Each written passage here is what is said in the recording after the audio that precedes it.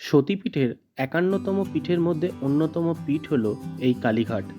কালীঘাট মন্দিরে অগণিত ভক্তের মায়ের দর্শনের আরও সুবিধার জন্যে আগামী সপ্তাহে উদ্বোধন হতে চলেছে বহু আকাঙ্ক্ষিত স্কাইওয়াক।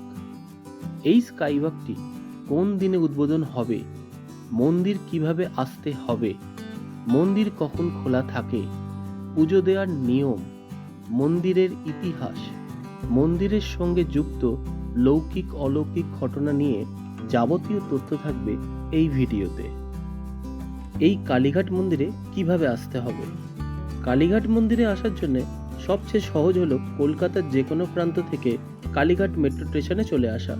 সেখান থেকে মিনিট 5 হাঁটলেই কালীঘাট মন্দিরে চলে আসা যায়। এছাড়াও হাওড়া থেকে মেট্রো ও বাস রয়েছে, সেটি করেও এখানে আসা যায় এবং শিয়ালদা থেকেও বাসে করে এখানে চলে আসা যায়। কালীঘাটের মূল মন্দিরে যাওয়ার আগে এই সুবিশাল স্কাইওয়াকটির নির্মিত কাজ চলছে। এটি উদ্বোধন হলেই দক্ষিণেশ্বরের মতো এই কালীঘাট এই স্কাইওয়াকে করে সহজেই মূল মন্দিরের প্রাঙ্গণে চলে আসা যাবে। এই স্কাইওয়াকটি কবে কোন দিনে উদ্বোধন হবে সেটি বলার আগে মন্দির সম্পর্কিত কিছু তথ্য জেনে নেওয়া যাক। মূল মন্দিরে প্রবেশের পথে বহু ছোট বড় দোকান রয়েছে। এখানে পুজোর সামগ্রী পাওয়া যায়। বিভিন্ন ধরনের কালী মূর্তির ছবি, মালা, ফুল, নানান সামগ্রী রয়েছে। এইগুলি দেখতে দেখতে মূল মন্দিরের সামনে চলে আসা যায়।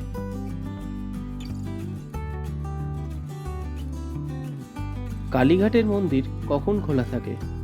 কালীঘাটের মন্দির প্রতিদিনই খোলা থাকে। সকাল 6টা থেকে দুপুর 1টা এবং বিকেল 4টে থেকে রাত্রি 10টা পর্যন্ত। কলকাতার বুকে বহু প্রাচীন কালী মন্দির রয়েছে। সেই সব কালী মন্দিরের মধ্যে অন্যতম এবং ঐতিহ্যবাহী এই কালীঘাটের কালী মন্দির। একসময় রাজরাজা থেকে শুরু করে এমনকি ইংরেজরাও পুজো দিয়েছেন এই মন্দিরে। কালীঘাট একটি বহু প্রাচীন কালীক্ষেত্র।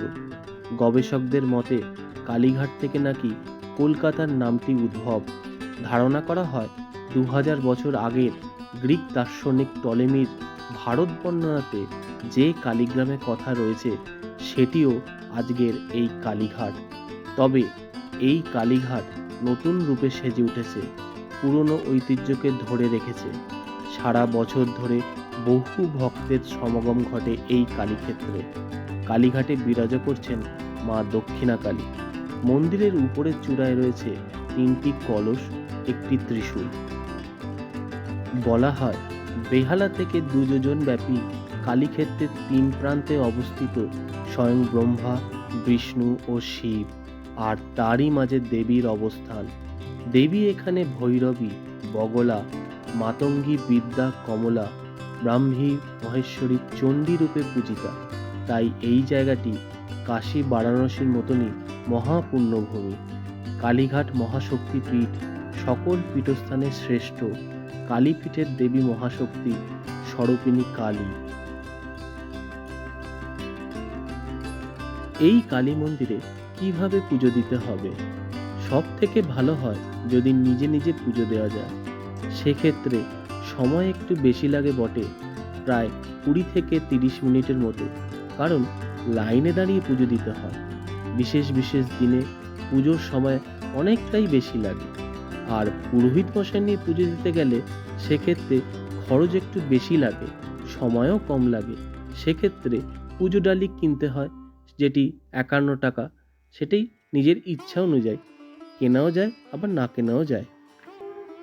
এরপর পুরোহিত মশাই জানাবে সময় বাঁচাতে ভিআইপি লাইনে পুজো দিতে। ভিআইপি লাইনের জন্য আবার 100, 200, 500 টাকা লাইন আছে। পুজো দিয়ে বেরোবার সময় মন্দিরের মধ্যেই অন্যান্য পুরোহিতরা থাকেন, তাদের দক্ষিণা দিতে হয়, যেটি 10 টাকা কিংবা 20 টাকা নিজের ইচ্ছা অনুযায়ী। পুজো শেষে যে পুরোহিত মশাইয়ের সঙ্গে পুজো দেওয়া হয়েছে সেই পুরোহিতের দক্ষিণা দিতে হয়, যেটি 51 টাকা থেকে শুরু হয়। এই সমস্ত প্রণামী, দক্ষিণা, পুজোর ডালি, ভিআইপি লাইন কম বেশি হতে পারে। তবে পুজো দেওয়ার ক্ষেত্রে পুরোহিতের দক্ষিণা কত সেটি আগে থেকে কথা বলে নিলে ভালো হয়। কালীঘাট মন্দিরের ভেতরেই রয়েছে বলিঘর। এই সেই বলিঘর। বহু ভক্তরা এসে এই বলিঘরে পুজো দেন এবং বলিঘরে বলিকাঠ থেকে সিঁদুর সংগ্রহ করে থাকেন। এখানে তারই দৃশ্য লক্ষ্য করা যাচ্ছে। কালীঘাট কালী মন্দিরের কোষ্ঠীপাথরের কালী মূর্তিটি, মায়ের ডান দিকে দু হাতে রয়েছে বর ও অভয় মুদ্রা, নিচের বাম হাতে রয়েছে একটি মুন্ডু, উপরের বাম হাতে খড়গ। এই দেবী হলেন চামুণ্ডা। তার হাতে যে খড়গ রয়েছে সেটি হলো জ্ঞান খড়গ। সেই জ্ঞান খড়গ দিয়ে অজ্ঞানতাকে নাশ করেন। সত্যযুগে প্রজাপতি দক্ষ নিজ গৃহে এক মহাযজ্ঞের আয়োজন করেছিলেন। সেই যজ্ঞে দেবতা, মুনি, ঋষি আমন্ত্রিত ছিলেন, কিন্তু দক্ষের নিজ কন্যা সতী তার ইচ্ছার বিরুদ্ধে শিবকে বিবাহ করাতে দক্ষ সতী এবং শিবকে নিমন্ত্রণ জানাননি। সতী বিনা আমন্ত্রণে যজ্ঞস্থলে উপস্থিত হলে তার সামনেই দক্ষ শিবের নিন্দা করেন। প্রতি নিন্দা সহ্য করতে না পেরে যজ্ঞকুণ্ডে আত্মবিসর্জন দেন। তখন শিব ক্রুদ্ধ হয়ে সতীর শবদেহ স্কন্ধে নিয়ে বিশ্ব ধ্বংস করার জন্যে তাণ্ডব নৃত্য শুরু করেন। তাকে শান্ত করতে বিষ্ণু সুদর্শন চক্র দিয়ে সতীর দেহ খণ্ড বিখণ্ড করে দেন। সতীর খণ্ড বিখণ্ড দেহের টুকরোগুলি যেসব জায়গায় পড়েছিল সেইগুলি এক একটি সতীপীঠ। তার মধ্যে অন্যতম এই কালীঘাট। এইখানে মা সতীর ডান পায়ের 4টি আঙুল পড়েছিল।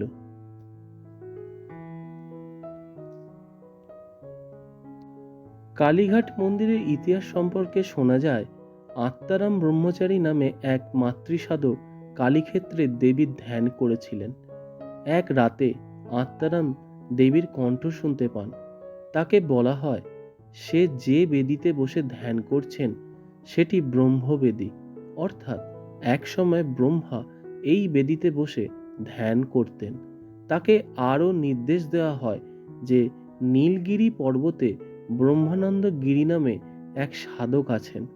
তার কাছে যে কোষ্ঠীপাথরের শিলাস্তম্ভ আছে সেটিকে ব্রহ্মবেদিতে প্রতিষ্ঠিত করতে হবে। এরপর আত্মারাম নীলগিরি পর্বতে গিয়ে ব্রহ্মানন্দের সঙ্গে সাক্ষাৎ করেন।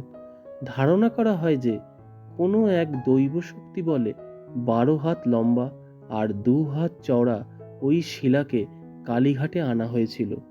লোকমতে 1809 সালে সাবর্ণ রায়চৌধুরীরা এখানে মন্দির নির্মাণ করেন।